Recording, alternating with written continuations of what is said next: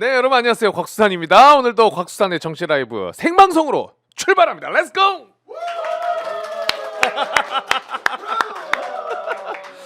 자, 오늘도 일찍 와서 기다리고 계신 분들 너무나 감사드리고 처음 지금 눈에 띄는 댓글이 한국정력공사님이 수산이 공부 더 해야 될 듯. 아무 말도 아직 시작 안 했는데 공부를 더 해야 된다뇨. 내용 한번 들어주시고 얘기하셔야죠. 공부는 물론 더 할 겁니다만 그래도 관심 가져주시고 화이팅하자라고 해주셨구나. 자, 주블리 의원님 홍길동이시네라고 우리 크레용님도 얘기 좀 해주시고요.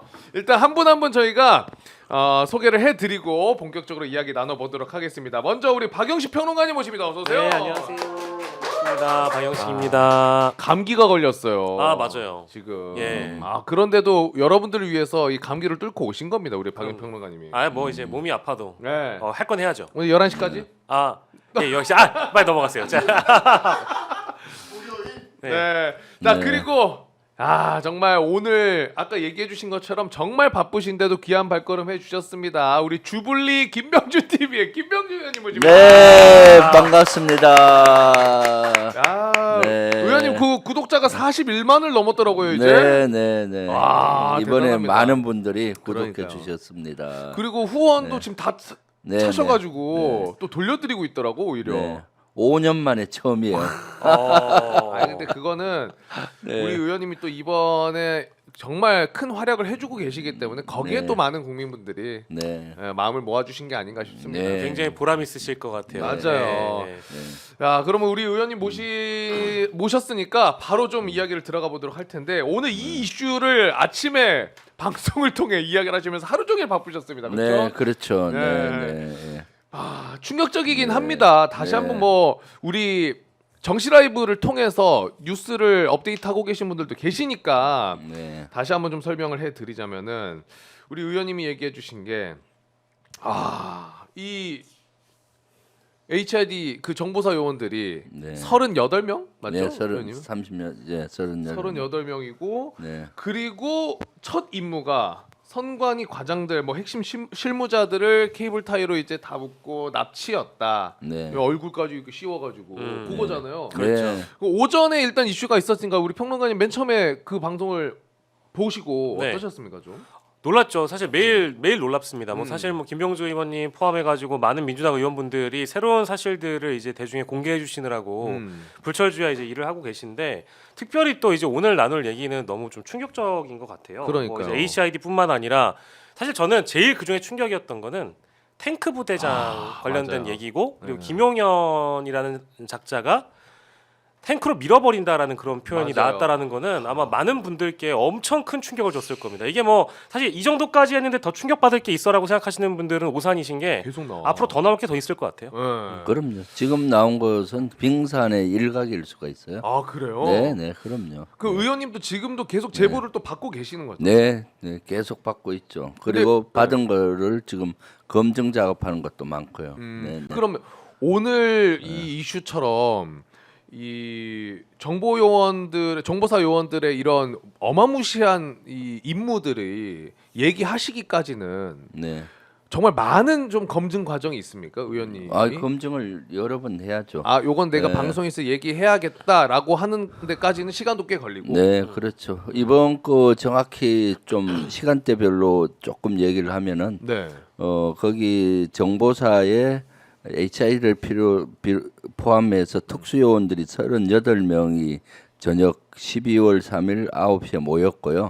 9시에 모였을 때 정보사령관하고 김모 대령하고 정모 대령도 같이 앞에 앉고 다 그 비밀 회의실, 대회실 같은데 모여서 정보사령관이 이제 좀 있으면은 특수 임무가 주어질 것 같다. 조금 기다려라 했고요. 문상호가 그리고 22시 30분에 윤석열 딱 나와서 비상계엄합니다 뭐 이랬잖아요. 맞아. 그 발표가 난 이후에 이제 임무를 지령을 내린 거죠. 내일 아침 5시에 출동한다. 그리고 5시 40분에 성관이 도착한다. 도착을 해서 성관이에 근무하고 있는 과장급 하고 실무자들 30명 리스트를 쫙 불러주면서 이 사람들을 무력으로 제압하고 비완 문석으로 데리고 온다 그러니까. 한 거예요. 그랬더니 갑자기 그 특수요원들이 벙찌잖아요. 이게 뭐지? 네. 무력으로 진압을 어느 수준까지 하라는 거야. 그 음. 사람들은 진짜 무술의 고단자들이잖아요. 그렇죠. 그리고 여러 가지 살인병기들이니까 그랬더니 거기 있는 그 대령이 케이블 타이 그거 갖고 이제 손목을 묶고 발목을 묶고 두건을 씌우는 상태까지 해라. 그리고 이동시켜라 는 거였고 한 팀은 미리 가서 비완 문소가 거기 전쟁 지도본부예요. 네. 지하 도시예요, 완전히. 그렇죠. 거기에서 격실 5개 정도를 50개 정도를 확보하고 있어라. 그럼 그 사람들 그렇게 하잖아요. 그런 거죠. 그래서 5시 왜 5시 40분까지였냐? 6시 정도 시작하면은 출근하잖아요, 선관위원들. 네. 출근할 때 거기서 탁 이름 확인하고 납치를 딱 하려고 한 출근길에? 거죠. 아니 근데 그 요 인원들이 그러면 맨 처음에 모일 때는 임무를 몰랐다는 걸로 일단은 보여지는데 임무를 얘기를 안 해줬더라도 네. 이 인원들이 사실 어마무시한 인원들이잖아요. HID의 네, 네. 정보사 요원들이면 네. 그러면 본인들끼리 모였을 때는 진짜 약간 이거는 대북 작전이나 그런 일인가라고 생각을 했을 수도 있겠네요. 대부분 그렇죠. 어. 이것도 점조직으로 모았어요. 개별적으로 거기에는 소령, 중령, 부사관이 있는데 주로 영관급 장교, 소령, 중령급이 많이 있었고요.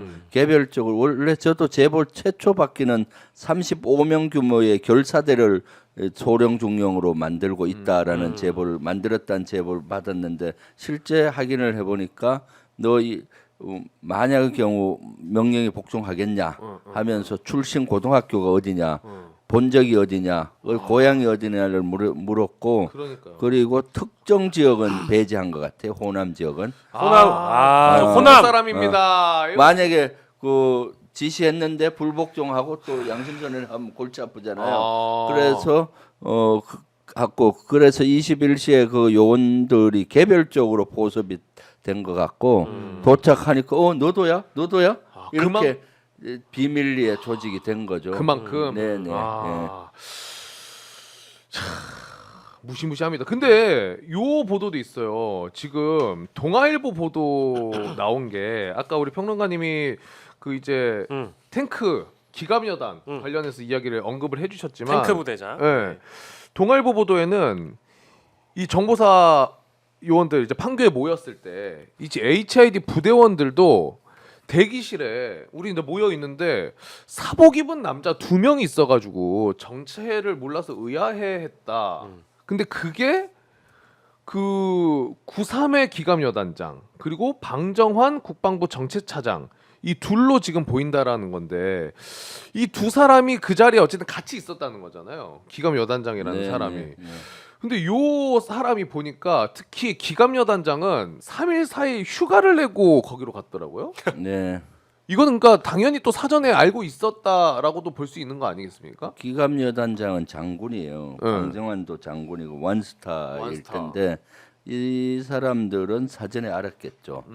왜냐하면은 그 기갑여단장하고 방정환은 국방부 합참에 근무하는 것 같고, 네. 그래 이 두 요원은 거기에 미리 알고 갔으리라고 봐요. 방정환은 아마 모르긴 몰라도 그 김용현 국방부 장관이 두 사람은 지시를 했을 확률이 있다.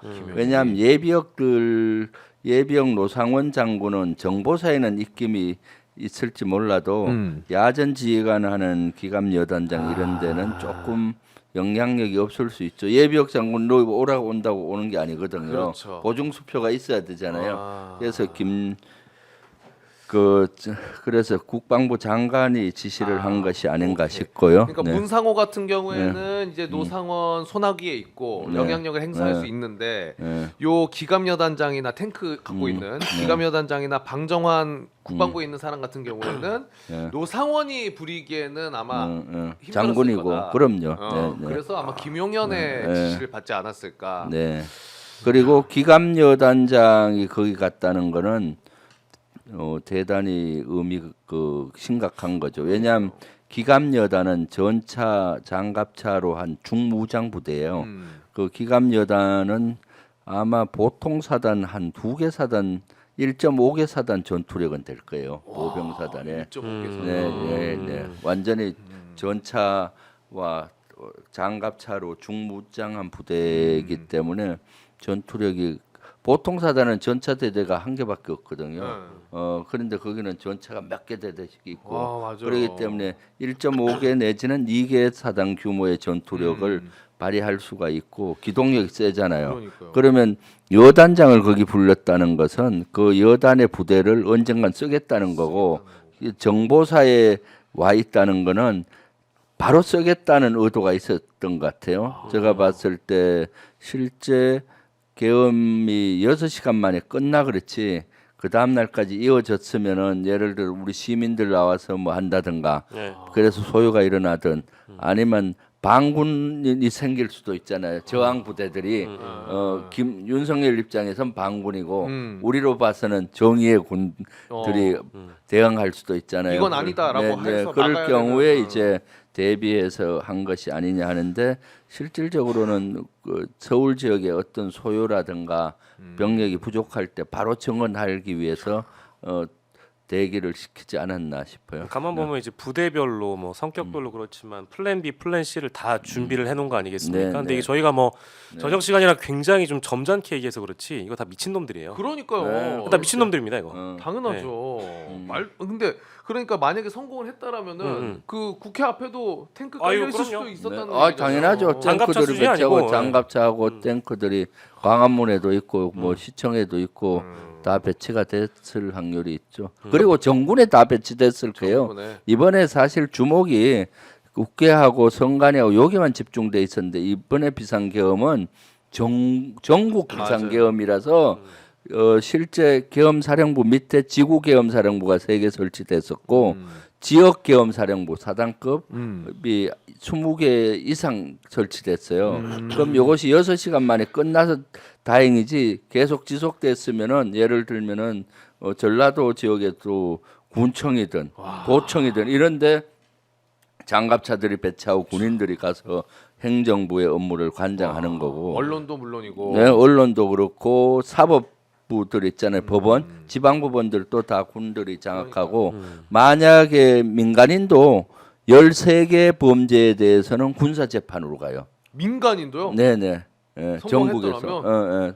그럼 예를 들어서 포고령 위반부터 해서 다 그렇죠. 곽수산도 저도 잡혀가서 왜 포고령 위반일 수 있지 오마이나 저기에서 방송 내고 막 배불쇼에서도 가잖아요. 그렇고, 예. 그러니까 그거는 집회, 별사, 뭐 시위 이런 거 다 해서 잡아가서 군사법원에 가서 또그 군인들 앞에서 너 이거 계엄 전에 방송에서 윤석열 조롱했던 놈 너지? 해가지고 그냥 아 계엄 발령되고도 또 방송할 거 아니에요. 그렇죠. 바로 잡아가는 거지. 방송해도. 오늘도 또 하실 거잖아요. 예? 조롱하실 거잖아요. 조롱은 저의 삶이죠.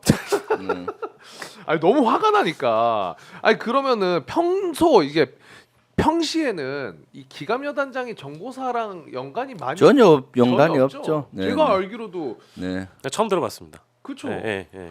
아니 제가 또 포병 나왔잖아요. 아시잖아요. 네. 그렇죠, 예, 그렇죠. 육사단 포병연대 나왔는데 연대장이 갑자기 어디 정보사에 간다 그러면 저 왜 가? 이랬을 것 같아요. 네, 전혀 네. 연관이 없으니까. 사실상. 여단장이 거기 가서 할 일은 별로 없죠. 평시에 그렇죠. 아니 지금도 마찬가지 비상계엄에 여단장이 가서 뭘 하겠어요? 자기 부대를 동원하려는 이런 거 있잖아요. 12.12 그 서울의 봄 영화는 많이 본 것 같아. 그때 서울의 봄 보면은 그 1군 단장이라든가 구사단장 이런 지휘관들을 저기 경북권 안에 있는 경비단 수방사 경비단에 딱 모아놨잖아요. 네. 거기서 지휘하잖아요. 네, 네. 야 부사단장 병력 갈고 와 이렇게. 맞아. 그러니까 그 기감여 단장도 정보사에 묶어놓은 이유가 필요시 쓰려고 그렇게 한 것이 아닌가. 네.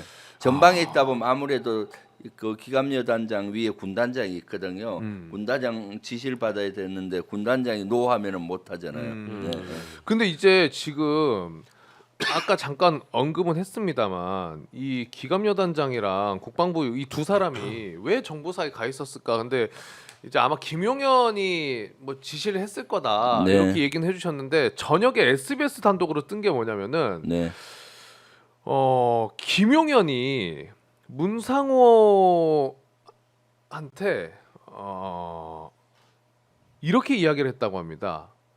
노상원의 지시가 네. 내 지시라고 생각해라. 음. 그 명령을 문상호한테 했다는 거예요. 그렇죠. 근데 이렇게 되면은 이 두 사람도 노상원의 지시를 따랐을 수도 있긴 있겠네요. 그걸 알고 있었더라면. 아, 김용현의 그럴 수도 있죠. 음. 네네, 그럴 수도 있죠. 근데 진짜 황당한 겁니다. 뭐 그러니까. 어쨌든 뭐 오비이기도 하지만 중요한 건 뭐 오늘 사실 이 노상원 관련해 가지고는 이 점집 얘기가 이거- 나온 거잖아요. 네. 사실은 그게 제일 그러니까, 네, 충격이었죠. 예. 네. 이게 이 정권은 주술이 빠지지 않는다. 네. 아 진짜 이거 여러분 어이가 없는데 같이 봐야 됩니다. 네. 혹시 몰라서 설명을 해드리자면은 롯데리아파 있지 않습니까? 네, 롯데리아파. 롯데리아파 롯데리아에서 노상원, 문상호, 정대령, 김대령 4명이서 햄버거 먹고 나서 뭐 이런 기업 모의를 했다라는 거 아니에요. 네. 근데 그 롯데리아가 노상원의 집 앞에 있는 데인데 노상원의 집을 가보니까 점집이에요. 점집을 운영을 실제로 동업으로 하고 있었다는 겁니다. 그리고 그냥 동업만 돈만 대주고 역술인을 데려놓고 장사를 한 게 아니라 본인도 공부했어. 공부를 해가지고 이름도 지어주고 사주도 봐주고 지역 그 옆에 주민분들 물어보니까 보살로 알고 있는 분들도 있고 하더라고요. 이거 기사 어떻게 보셨습니까, 의원님? 그러니까 지금 와, 그 노상원이는 전역을 불명예 전역했잖아요. 성추행으로. 네, 그러니까 뭐 아마 먹고 살 길을 또 많이 막막했을 것 같은데 이렇게 점같이 참 그러니까 아마 제가 봤을 때 그 현재 윤석열 들어와서 김건희하고 지금 전부 저 무속과 관련 그러니까. 이제 연결이 되잖아요. 유유상종이다. 김건희와 노상원 잘 어울릴 것 같아요. 만나면은 명태균과도 잘 근데 어울리고 진짜로 이게 어. 사실로 믿기 어려울 정도의 내용이지만 네. 노상원이라는 사람이 실제 이 무속인이었다라는 그 차원도 이해가 안 되지만 저는 충분히 같이 롯데리아에서 만났던 사람들이 네. 그 오비 이 선배인 노상원 씨가 뭘 하고 사는지 정도는 아마 인지하고 있지 않았겠습니까? 그건 몰랐을 거예요. 그래요? 아마. 네. 아. 그걸 알 리가 있겠어요? 네, 그건 비밀로 했을 것 같고. 노상원이 네. 노상원이 안산에 산다는 건 알려져 있었어요. 예, 예. 안산 그러니까 그 집 부근에 롯데리아로 오라고 했던 것 같은데 네. 네.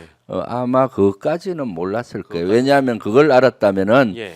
신뢰도가 떨어지잖아요. 예. 군에서는 이런 무속이든 이런 걸 되게 금기시 여겨요. 예. 아예 대화도 못하게 해요 그런 거. 아, 그래요?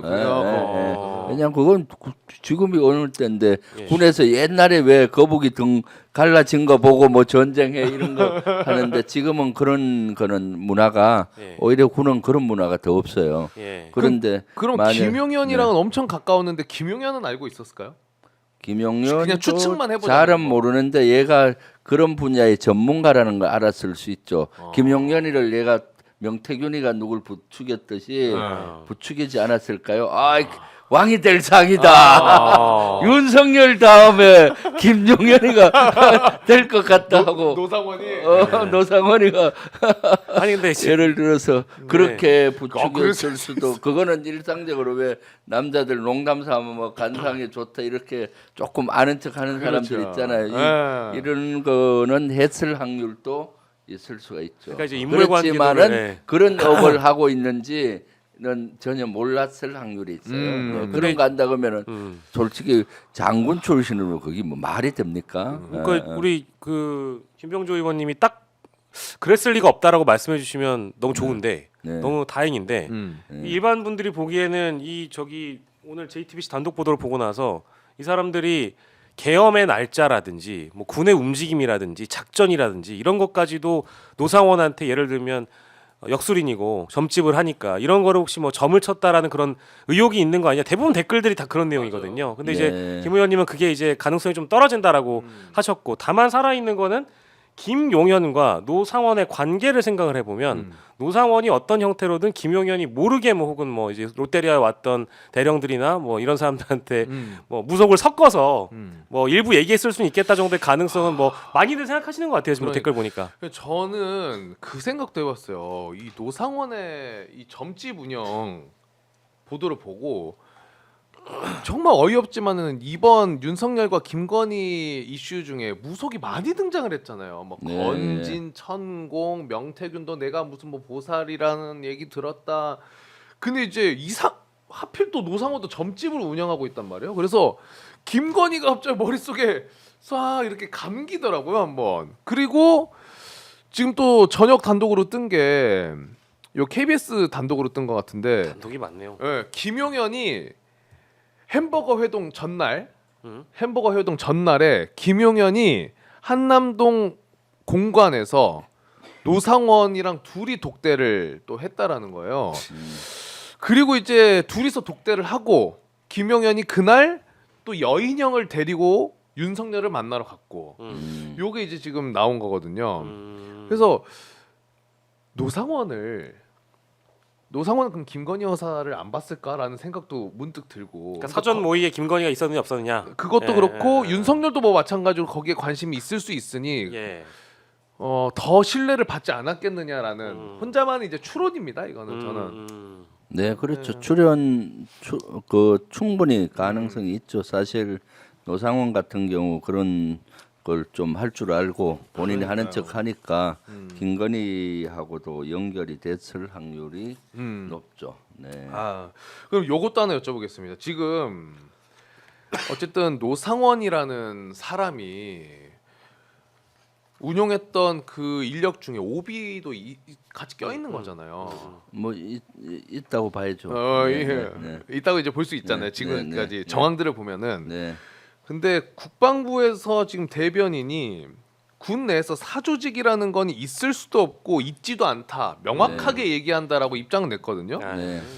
전하규 대변인인데 요거는 좀 어떻게 볼 수 있습니까? 제가 이걸 왜 여쭤보냐면 계엄 지금 어느 보도를 보면 지금 어디 건지는 제가 기억이 안 나는데 계엄 선포 직후에 전투 통제실에 호출된 사람들이 있는데 박안수 계엄사령관, 정진팔 합참처장, 오영대 국방부 인사기획관 그리고 전하규 대변인도 같이 호출이 됐거든요. 네. 네. 그럼 전하규도 어쨌든 계엄 모의? 네. 계엄 직후에 관여는 돼 있을 가능성이 농후하잖아요. 아니 국방부 참모들은 거의 다 개입이 됐다고 봐야죠. 참모들은 네, 뭐라 했죠? 그 오영대, 오영대 같은 경우는 인사기획관. 인사기획관 인사를 담당하고 그 다음에 그 대변인이고 전하규 대변인, 전하규고 뭐 정진팔 하니까 합참 차장. 차장은 계엄사 부사령관을 했으니까 그거는 업무적으로 만났는데 최측근으로 봐야 되겠죠. 네, 그런데 사조직이 없다라는데 옛날 하나회처럼 위아래 기수가 쫙 연결돼서 하는 사조직은 없는 것 같고 대신 용현파가 있는 거죠. 용현파. 김용현을 중심으로 자기 친했던 친위 세력들 이런 구축을 한 것 같아요. 이걸 위해서. 그래서 예를 들면은 거기에 관련된 정진팔, 정진팔하고 여인영은 김용현이가 중령 때 한 20년 전 중령 때 구사단 작전 참모할 때 그 밑에서 같이 근무를 했어요. 김용현이 부하로. 밑에서. 예, 여인영은 충암고등학교 후배이기도 하지만 직속 부하로도 그 소시적에 있었고 정진팔도 있은 걸로 국방위에서 확인이 된 거고요.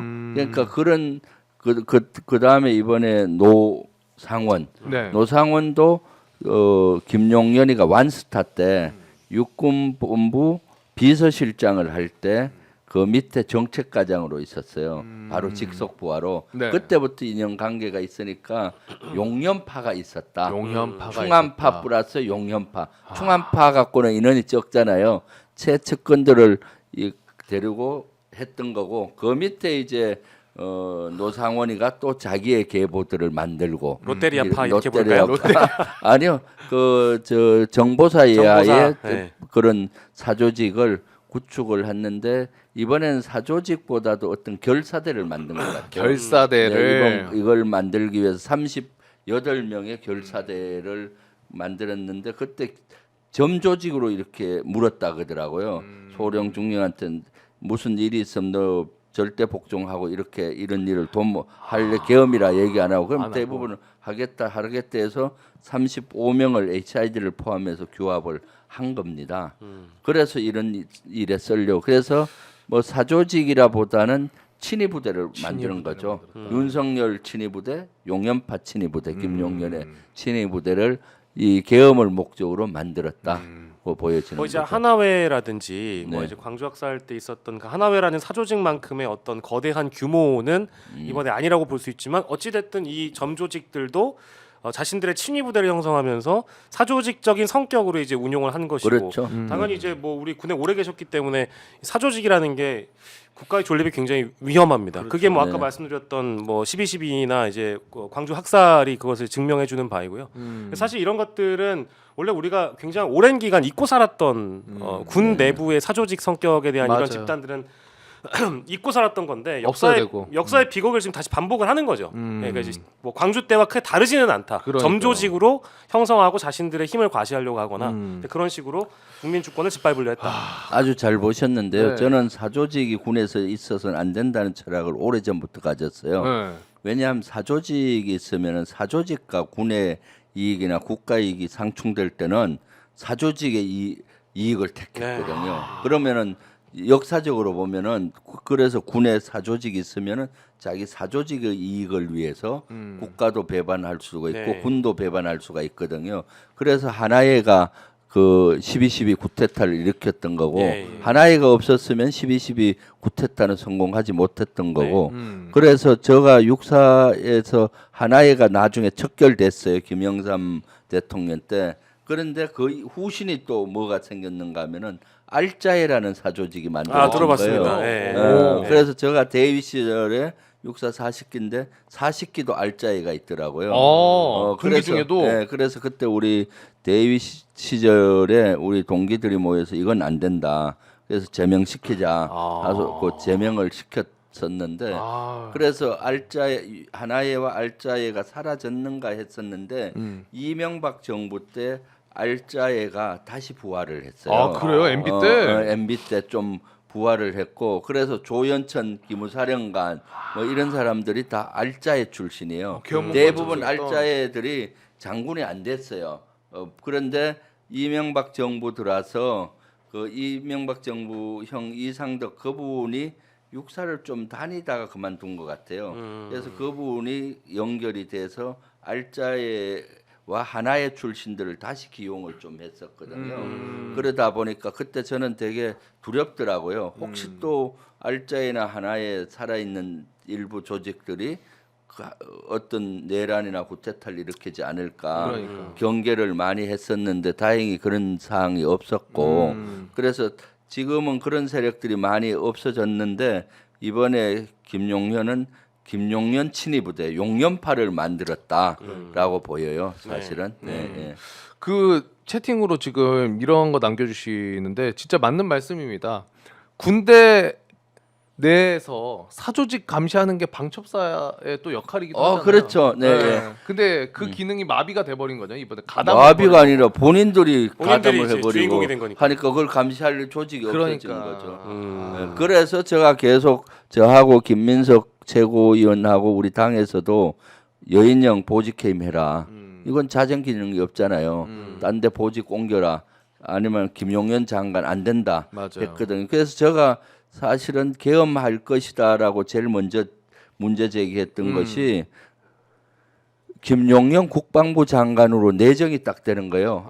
그때부터? 얘들은 계엄하겠구나. 그래서 계엄한다라고 하고 내가 맞겠다라고 이래 했더니 뭐 괴담이다 뭐 또는 속된 말로 똥볼 찬다. 네, 망상가라 뭐 하면서 얼마나 욕을 먹었는지 몰라요. 진짜 고생 많으셨어. 그래도 계속 계엄 분명히 한다. 그래서 법으로 계엄을 함부로 하지 못하게 계엄법을 수정 발의했어요. 우리가 계엄하려면 사전에 국회 동의를 받아야 한다. 평상시는 사전에 동의를 못 받은 경우는 24시간 이내 동의를 못 받으면 자동 해제다.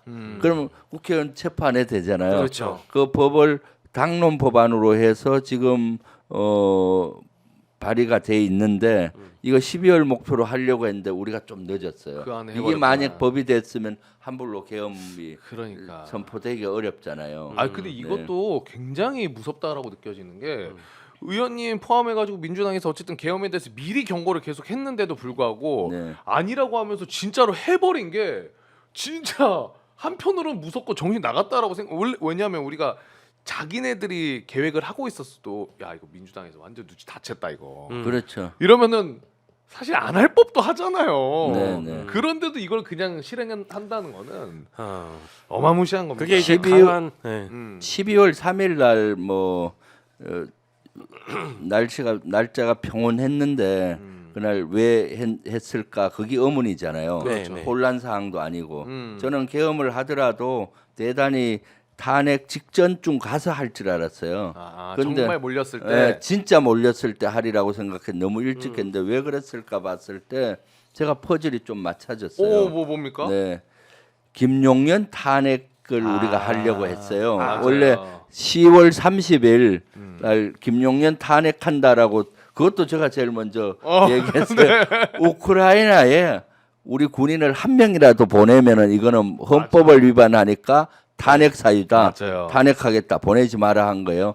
그때부터 보니까 10월 30일 날 저녁에 HID를 모집하기 시작했더라고요. 왜냐 본인들은 윤석열과 김용현은 오래 전부터 필요할 때 마지막 순간에 계엄하겠다고 딱 했는데 김용현이가 탄핵돼 버리면은 계엄할 수가 할 수가 없잖아요. 없죠. 핵심 핵심이니까. 인물이니까. 그때부터 이제 모으기 시작한 거예요. 그래서 11월 달에 하려고 하다가 제대로 안 된 것 같고 그때 뉴스에 보면은 에이펙을 안 가더라도 네, 네. 한다 했잖아요. 네, 네. 그래서 그때 HIG 요원 중에 11월 7일부터 14일까지 휴가를 가지 말했어요. 7일부터 모집했더니는 인원들을 근데 이제 14일에 에이펙을 간 거예요. 그래서 해제. 그다음에 11월 말에 어떤 일이 있었는가 하면은 감사원장과 김용현 장관을 같이 탄핵한다. 검사도 포함돼서 검사하고 했는데 그때 이제 쫄은 거예요. 저 김용현이 탄핵되면 한 최소한 5개월은 직무정지 될 거 그렇죠. 아니에요. 네. 그래서 근데 그 와중에 그런데 우리 방침은 이번에 11월 말 돼서 12월 초쯤은 감사원장만 하고 김용현은 보류 이렇게 됐는데 예. 본인이 이렇게 먼저 선빵을 날려야 되겠다 생각한 것 같아요. 맞아요. 그래서 평온한 밤에 그걸 또 이렇게 계엄을 해버린 거죠. 왜냐면은 김용현 네. 탄핵도 탄핵이지만 그 전부터 예열은 됐을 겁니다. 명태균 씨 관련해서 황금폰이 있네 없네, 뭐 네. 민주당에 제출하겠네 이런 이슈도 계속 나오고 있었죠. 있었고, 맞아요. 김건희 특검법도 계속해서 압박수위가 올라가고 그렇죠. 있었고, 그 와중에 김용현 탄핵까지 거론이 되니까 최상병 국정조사도 맞아요. 시작이 곧되고 그래서 원래 12월 한 20일이나 말경쯤 했으면은 우리가 속수무책으로 당했을 거예요. 오히려. 그때는 국회가 회기가 끝나고 그렇죠. 대부분 국회의원들이 지역에 가서 연말연시에 지역구가 있죠. 그 지역구 활동하고 새벽 한 2시쯤 했으면 우리가 속수무책이었을 거예요. 천만 다행인 거예요. 그러니까 그러면은. 천운이에요. 네. 우리 대한민국은 진짜로 운이 좋은 겁니다. 이 맞습니다. 무도한 세력으로부터 맞아요. 이렇게 6시간 만에 끝낼 수 있었던 건 천운이죠. 네. 그 HID 관련해서 요것만 그 HID 관련으로는 요거 마지막으로 하나만 여쭤보려고 하는데 그 결사대를 어쨌든 모은 것 같다라고 얘기를 하셨잖아요. 근데 성관이 관련자들을 체포하라는 명령이 내려가고 도대체 그런 무력을 어디까지 쓰란 말이냐라는 질문을 했다고 했는데 거기에서 이 인원들은 당황은 그래도 했을 거 아닙니까? 네. 뭐야 이거 성관이 뭐 직원들을 체포하라고? 네. 케이블타 이런 거 해서 당황은 했을 건데 그래도 이 계엄이 진행대로 본인들의 생각대로 진행이 됐으면 이 인원들은 이거 좀 아닌 것 같은데라고 마음은 먹었어도 행동은 그래도 명령대로 했을까요? 행동은 했을 거예요. 왜냐하면 그 HID라든가 특수요원은 상급자 명령이 무조건 복종하는 것이 일반 부대보다 강해요. 조금 이상하더라도 무조건 일단 명령에 복종한다. 뭐 이 명령이 잘못됐다 이런 거 생각할 겨를 없이 그냥 하는 겁니다. 그냥 진행했을 것이다. 불구덩이 뛰어들면 뛰어들 정도로 훈련이 돼 있어요. 왜냐하면 사실은 그쪽 조직에서는 합법적인 게 많지가 않아요.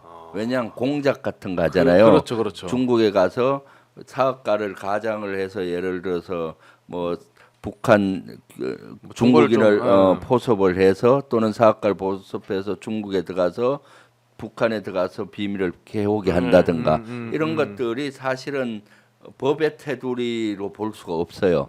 그렇기 때문에 이 인원들은 명령에 복종하는 것이 네. 습관화돼 있어요. 네. 그래서 아마 6시간 만에 해제가 안 됐으면고 지속됐으면은 실제 선관위원 선관 그 과장이나 실무자들 30명 잡혀가서 그대로 진행했을 거다. 족치면서 아마 부정선거 를 만들어냈겠죠. 만들어냈지. 네. 서버를 가지고 또 조작을 통해 만들어냈지. 자료를 조작하고 이 사람들을 또 자료 조작으로는 국민들이 뭐 잘 안 믿을 거 아니에요. 그런데 선관위 직원들까지 부정선거다 뭐 하면서 해버리면은 어떻게 하겠어요? 민주당 이거 무효다. 맞아. 딱 그렇게 했을 거예요. 전부 다 민주당을 무력화시키지 않았겠나 하는 게 저의 추측이고 생각입니다. 이게 뭐 조금이라도 좀 딜레이가 됐었더라면 진짜 큰일 날 뻔했다라는 생각이 좀 들고 맞습니다. 이게 이제 너무 과신하거나 신념에 차 있었던 것 같아요. 왜 부승찬 의원만 하더라도 자기가 여인형한테 문자 받은 거 공개했잖아요. 세상이 뒤집어질 거다. 네, 근데 혹시 우리 의원님도 국감하시거나 국방위 전체회 하실 때 보면 네. 뭐 저기 뭐 정보사령관은 이번에 나왔지만 과거에 뭐 여인 방첩사령관이나 국방부 장관이나 이런 사람들이 굉장히 거만하게 굴잖아요. 네, 그 태도를 봤을 때 저는 의원님에게도 뭔가 이제 간접적으로 어떤 메시지를 우회적으로 전달하려고 했다든지 뭐 그런 일은 없었습니까? 사성 장군 저한테는 방첩 사령관도 좀 고분고분했어요. 사성 장군 출신이신데. 고분고분하고 네. 뭐 김용현도 저한테는 대체로 고분고분해서 제가 21대는 화를 많이 냈는데 네. 22대는 또 최고위원도 되고 해서 고분고분하고 해서 그렇게 아. 목청을 많이 안 올렸는데 네. 실제 그 김용현의 태도나 여인영 태도는 제가 많이 질타를 했어요. 맞습니다. 오히려 네. 너무 거만하다. 국민을 대하는 국회의원은 국민의 대표잖아요. 대표죠. 그래서 결과론적으로 돌이켜 보면은 김용현 같은 경우는 장관 되고 첫 인사를 본회의장 왔을 때 국민의힘 의원만 하고 민주당 하지도 않았어요. 안 하더라고. 그러니까 아마 지금 돌이켜 보면은 야, 저 사람들 민주당 조금 있으면 내가 그렇지. 너네 전부 다 좀만 기다려. 기다려. 아, 어. 그러니까 밑으로 보였을 거예요. 그리고 그 국방위에서도 여인영 생각에 에이 그 국회의원들 조금만 기다려라. 맞아. 내 앞에 무릎 꿇고 하는 모습 볼 거다. 다 뭐 밟아버릴 이렇게. 텐데 이렇게 네, 생각했어요. 네, 그렇게 생각하지 않았을까요? 그러니까요. 네. 아니 10월달에 실제로 그 김용현 태도 중에 가장 놀랬던 게 뭐 다 기억나시겠지만 김용현이 군복 입고 할 얘기 못하면 더 병신이라고 생각하던 뭐 이런 그러니까요. 이게 진짜 충격이었어요. 그런 얘기까지 했잖아요. 와, 근데 거기에 뭔가 다 있었던 이유가 거죠. 있었어. 예, 오랜 기간부터 어떤 이런 계엄을 모의하거나 세부 계획을 짰고 이제 원래는 좀 더 빨리 진행될 수 있었다고 한다면 이게 더 위험할 법했는데 계엄한다는 그 머릿속에 있고 또 네. 성공하리라는 확신이 있고 하니까 맞습니다. 조금만 기다려. 너들 내가 어떻게 하는지 두고 봐. 뭐 했겠죠. 근데 진짜. 아까 사조직 얘기를 저기 아까 하시다가 말아서 그게 있었던 것 같아요. 아니 용연파라든지 충안파라고 인식되는 뭐 윤석열, 김용현, 여인영 정도까지는 초반에 많이 국민들에게 좀 기억에 남는 인간들이었는데 계엄이 터지고 나서 이제 국방이 열렸을 때 뭐 드론 사령관이라든지 정보 사령관이 처음에 나와가지고 이제 질의응답할 때요. 그때도 뭐 이미 계엄 사태가 터진 이유인데 뭐가 그렇게 자랑스럽고 숨길 게 없다는지 떳떳하게 의원님 앞에서 거짓말을 해댔을까요? 네. 그건 황당하셨을 것 같은데. 황당했죠. 그때 특히 정보사령관, 드론사령관 거만하게. 네. 표정도 막 이렇게 했다가 저렇게 했다가 뭐. 네. 그래서 그날 첫 질의할 때 저는 정보사가 비밀이 많아서 제가 거의 다 알고 있었는데 자세히 물으면 비밀이 노출되잖아요. 정보사 조직이 무너지니까 개념적으로 얘기하니까 그러니까. 정보사령관이 저 김병준 아무것도 모르네 하고 딱 잡아떼고 그만하게 막 하잖아요. 네. 그래서 나중에 팩트를 하나하나 조금씩 더 들어가니까 이제 입장이 다 바뀌어요. 네, 다 바뀌었잖아요. 네. 그러니까 의원님은 그 와중에도 네. 그러니까 내용은 밝혀야 되지만 질문 자체에서부터 기밀을 다 얘기하면서 할 수가 없으니까 네, 좀 네. 처음엔 개념적으로 얘기하고 안 돼서 조금씩 더 들어가줬죠.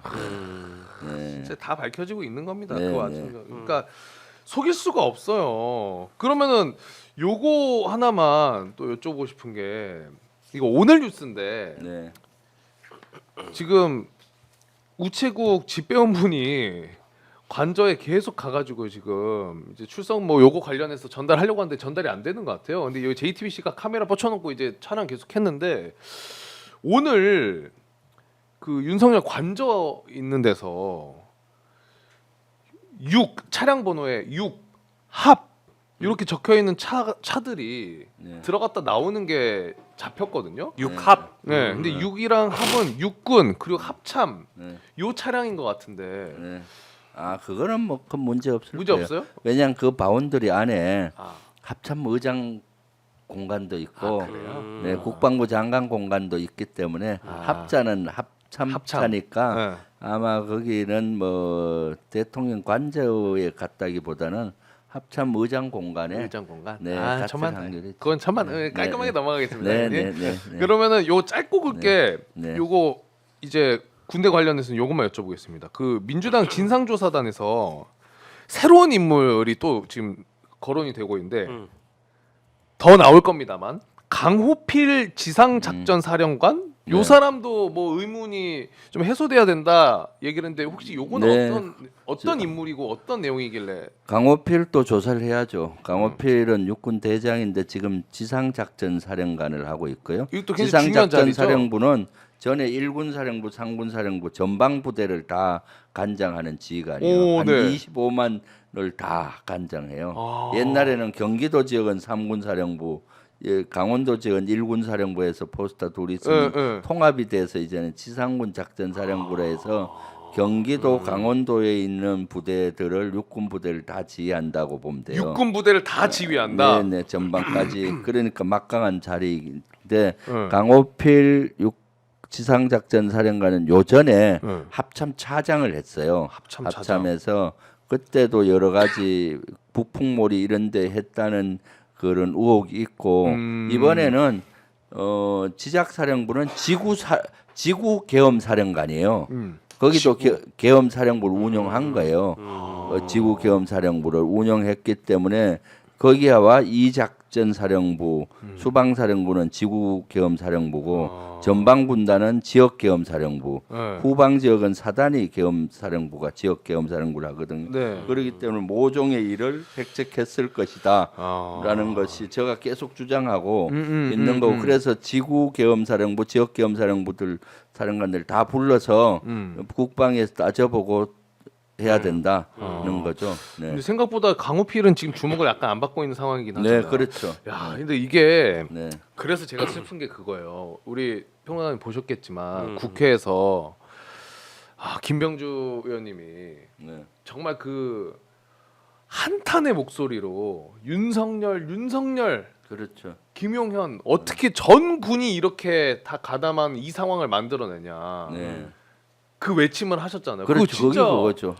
전 군이 다 계엄 사령부를 만든 거예요. 지역 그렇죠. 그리고 네. 그 지역의 행정 사법을 통제하려고 막 준비를 했던 거고 조사하면은 다 계엄 그 내란에 연루된 자가 돼 버리니까 군이 투스타 이상 남아나는 사람이 있겠어요. 그러니까 다 날려버려야 되는 거잖아요. 네. 그러니까 네. 이제 이런 과정에서 뭐 과거 하나회 때도 그랬고 실제 알짜배는 어땠는지 모르겠습니다만 이게 어디까지 내란 잔존 세력으로 규정을 하고 반란 세력으로 규정을 해서 어디까지 처벌하느냐에 대한 문제도 굉장히 좀 중요한 것 그럼요. 같아요. 네. 나중에 또 뒷말 나오면 안 되니까요. 이것만이 아니에요. 지자체장들도 아유. 자유로운 사람 없어요 지금. 어. 왜냐하면은 지역계엄사령부나 지구계엄사령부에서 행정을 통제해야 되잖아요.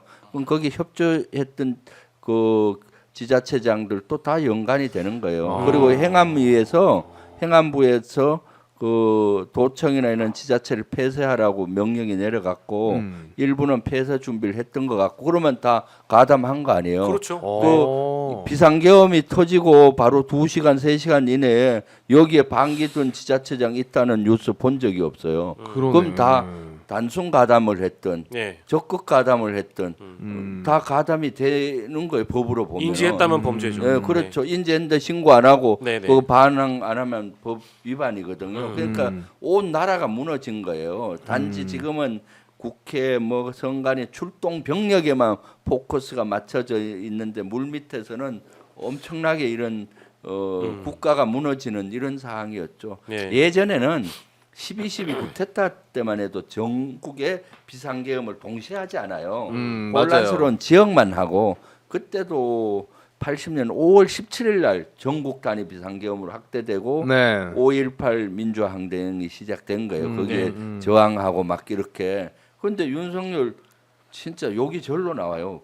아니 왜냐면 의원님은 또 그러니까 어떻게 이렇게 전군 비상계엄을 할 그러니까. 수가 있어요? 서울도 아니고. 그러니까 지금 군을 무너뜨리고 국가를 무너뜨리고 민주주의를 무너뜨리고 완전 그 의도가 뭐겠어요? 자기가 절대 왕이 되겠다는 맞아요. 꿈을 꾼 것 같아요. 그러니까 의원님이 그 외침을 할 수밖에 없었던 거를 저는 제 나름대로 굉장히 이해가 됐던 게 내가 오랫동안 몸 담아왔던 이 군 자체를 내가 지금 내란의 지금 주체들로 상대를 해야 되는 게 당연하면서도 너무 슬픈 거잖아요, 사실. 그럼요. 내가 몸 담았던 것을 그렇게 해야 되는 건데.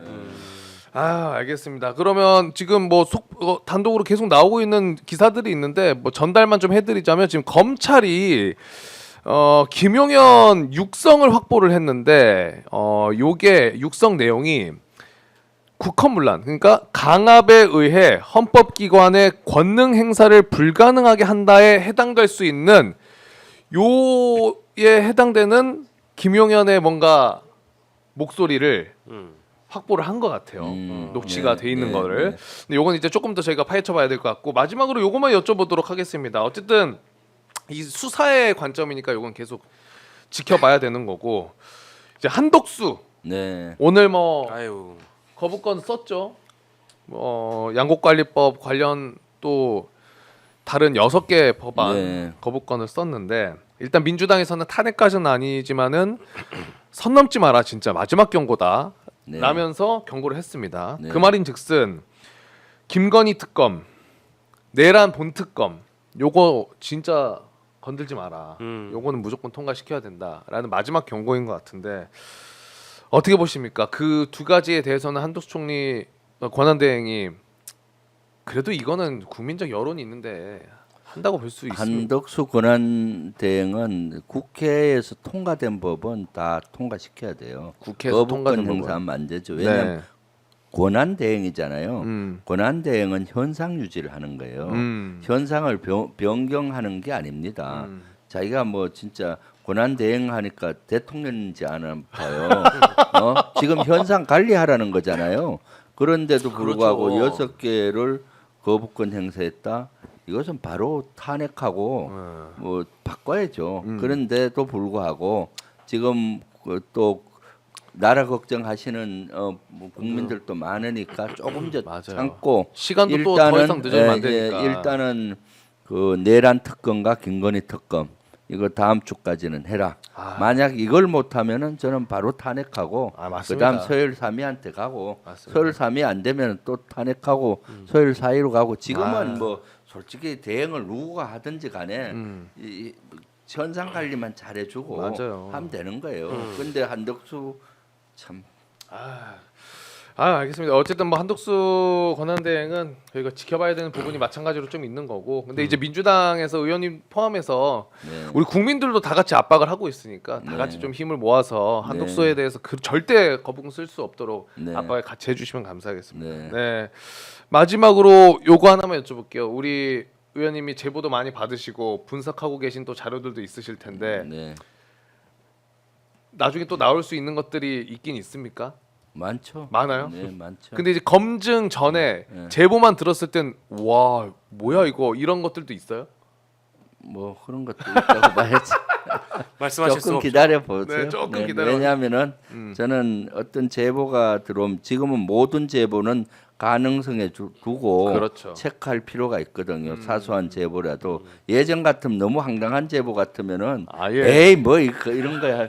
처음에 HID가 그거였어요. 맨 처음에는 박선원 의원께서 HID가 속초에 있는 뭐 그런 부대가 투입됐다고 네. 맞냐고 그래서 예. 에이 HID 어떻게 이런데 투입해 하고 황당하잖아요. 그랬거든요. 근데 가만히 보니까 또 저한테도 제보가 들어오는 거예요. 그래서 따져 보니까 맞는 거예요. 아 이거 참 황당을 넘어서는 황당한 거예요. 그래도 또 HID가 체포조 정도 운영하겠다. 뭐 걔들 무술 잘하니까 그렇게 생각했는데 국방위에서 딱 따져고 다 따져봤더니 방첩사에서 체포조 49명을 운영했잖아요. 따로 순간적으로. 있었잖아요. 체포조는. 그럼 얘들은 자기 특성에 맞는 일을 하겠네?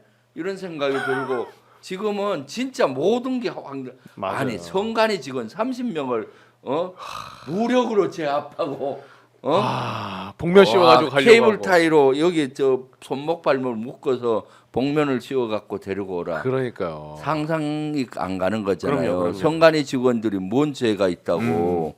그렇기 때문에 의원님이 이제 그래서 제보 모든 제보는 가능성에 두고 체크 중입니다. 맞습니다, 진짜.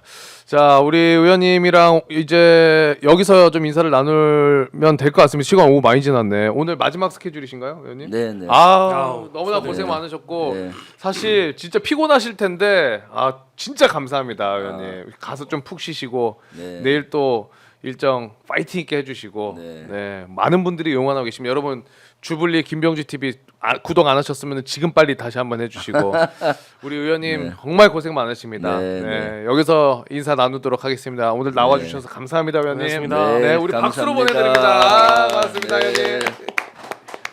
고맙습니다, 의원님.